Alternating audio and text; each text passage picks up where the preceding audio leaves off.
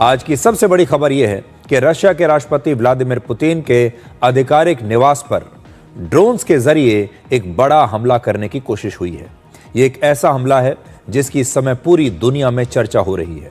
सबसे पहले आपको प्रधानमंत्री मोदी का वो सोशल मीडिया पोस्ट दिखाते हैं जिसमें उन्होंने राष्ट्रपति पुतिन के निवास पर ड्रोन से हमलों की रिपोर्ट्स पर चिंता जताई है। देखिए आपकी स्क्रीन पर, बड़ी स्क्रीन पर मैं आपको दिखाता हूं। यह है भारत के प्रधानमंत्री का सोशल मीडिया पोस्ट जिसमें उन्होंने गहरी चिंता जताई है इस हमले को लेकर।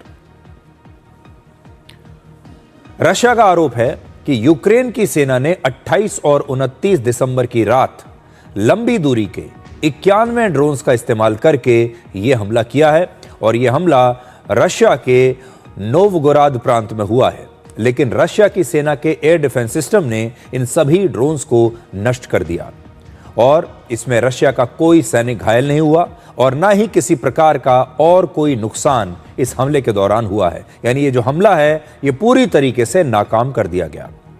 रशिया ने कहा है कि हमले के समय राष्ट्रपति पुतिन उस घर में मौजूद थे या नहीं, इस तरह की सूचना को सार्वजनिक नहीं किया जा सकता। तो इसलिए बड़ी बात यह है कि यूक्रेन ने यह हमला वहां पर क्यों किया, जबकि ये जो जगह है ये रशिया की राजधानी मॉस्को से लगभग 600 किलोमीटर दूर है। या तो उनके पास ये इंटेलिजेंस रही होगी कि राष्ट्रपति पुतिन शायद इस दिन इस घर में रहने वाले हैं, लेकिन रशिया ने इस बात की कोई पुष्टि नहीं की है कि उस दिन राष्ट्रपति पुतिन इस घर में थे या कहीं और थे।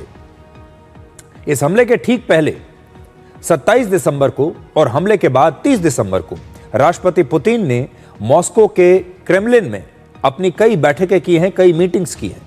इसका मतलब ये वहां पर क्रेमलिन में मौजूद थे और राष्ट्रपति पुतिन का ये आधिकारिक निवास जहां पर हमला हुआ है यह रशिया की राजधानी मॉस्को से करीब 600 किलोमीटर दूर है और आप इस समय उसी घर की ये सैटेलाइट तस्वीरें देख रहे हैं जो आपकी स्क्रीन पर है। यहां पर है उनका ये घर। यह राष्ट्रपति पुतिन के 4 आधिकारिक निवासों में से एक है और इन 4 घरों में मॉस्को का क्रेमलिन भी शामिल है जिसे रशिया की सत्ता का केंद्र माना जाता है और राष्ट्रपति पुतिन अपना सबसे ज्यादा समय मॉस्को के इसी क्रेमलिन में बिताते हैं।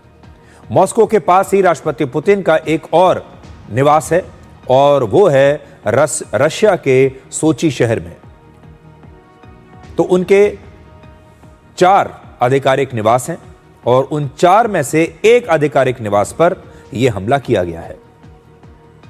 वर्ष 2023 में रशिया के मीडिया ने दावा किया था कि राष्ट्रपति पुतिन के हर एक निवास तक जाने के लिए एक सीक्रेट रेलवे लाइन है, वहां पर रेलवे स्टेशन है और उसका एक पूरा बड़ा नेटवर्क तैयार किया गया है और उनके हर आधिकारिक निवास पर एक एयर डिफेंस सिस्टम हर समय तैनात रहता है और इस एयर डिफेंस सिस्टम का नाम है पेंटसिर।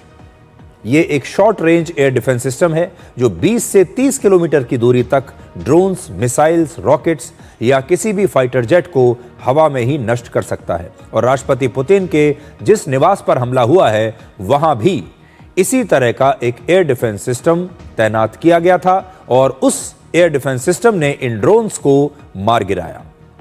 नवंबर 2024 में भारत ने भी रशिया के साथ पेंटसिर यानी इसी एयर डिफेंस सिस्टम को लेकर एक समझौता किया है और हो सकता है कि अगले कुछ वर्षों में भारत में इस एयर डिफेंस सिस्टम का निर्माण भी शुरू हो जाए। यानी इस एयर डिफेंस सिस्टम में भारत ने भी अपनी दिलचस्पी दिखाई है और भारत भी इसे लेना चाहता है और यहां पर इसका निर्माण करना चाहता है।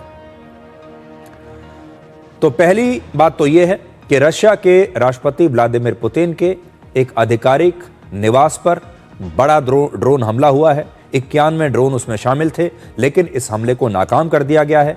राष्ट्रपति पुतिन उस समय अपने उस आधिकारिक घर में थे या नहीं, इस बात की कोई पुष्टि अभी तक नहीं हुई है। यह है एक पक्ष। रशिया इस हमले से बड़ा नाराज है और रशिया कह रहा है कि इसका एक जवाब जरूर दिया जाएगा। दूसरी तरफ यूक्रेन के राष्ट्रपति ज़ेलेंस्की ने रशिया के इन आरोपों से साफ इनकार किया है और कहा है कि इस हमले में यूक्रेन का कोई हाथ नहीं है और रशिया ऐसे आरोप लगाकर यूक्रेन पर अब और नए हमले कर सकता है और वो इस युद्ध को लंबा खींच सकता है। रशिया ने आज कहा है कि वो इन हमलों का एक करारा जवाब देगा और रशिया की सेना ने जवाबी हमले के लिए अपने लक्ष्य और हमले का समय अभी से तय कर लिया है। इसका मतलब है कि यूक्रेन के खिलाफ रशिया जल्द ही कोई बड़ी जवाबी कार्रवाई कर सकता है। रशिया और यूक्रेन के बीच फरवरी 2022 से ही, यानी पिछले करीब 3 वर्ष और 10 महीनों से यह युद्ध चला आ रहा है और इस युद्ध में पहली बार राष्ट्रपति पुतिन के घर को निशाना बनाकर यह हमला किया गया है। इससे पहले मई 2023 में भी मॉस्को के क्रेमलिन पर यूक्रेन ने ड्रोन्स के जरिए हमला किया था और उस समय भी रशिया के एयर डिफेंस सिस्टम ने इन ड्रोन्स को मार गिराया था। आपकी दूसरी स्क्रीन पर मई 2023 का यह वीडियो है जब क्रेमलिन पर एक ड्रोन हमला किया गया था। अमेरिका के राष्ट्रपति डोनाल्ड ट्रंप राष्ट्रपति पुतिन के घर पर हुए इस हमले की खबर से बड़े नाराज हैं और ट्रंप ने कहा है कि किसी के घर पर इस तरह का हमला बिल्कुल नहीं होना चाहिए। This is not the right time. It's one thing to be offensive because they were offensive. It's another thing to attack his house. It's not the right time to do any of that and can't do it. And I learned about it from President Putin today. I was very angry about it. अब देखिए, इस हमले की timing बहुत महत्वपूर्ण है क्योंकि 28 दिसंबर को राष्ट्रपति ट्रंप और राष्ट्रपति जेलेंस्की के बीच अमेरिका के फ्लोरिडा में 3 घंटे लंबी एक बातचीत हुई थी 28 दिसंबर को। इसके बाद राष्ट्रपति ट्रंप ने कहा था कि वो राष्ट्रपति जेलेंस्की के साथ युद्ध को खत्म करने के समझौते के बहुत करीब पहुंच गए हैं, लेकिन इस हमले के बाद रशिया और यूक्रेन के बीच शांति की कल्पना करना अभी थोड़ा सा मुश्किल हो गया है।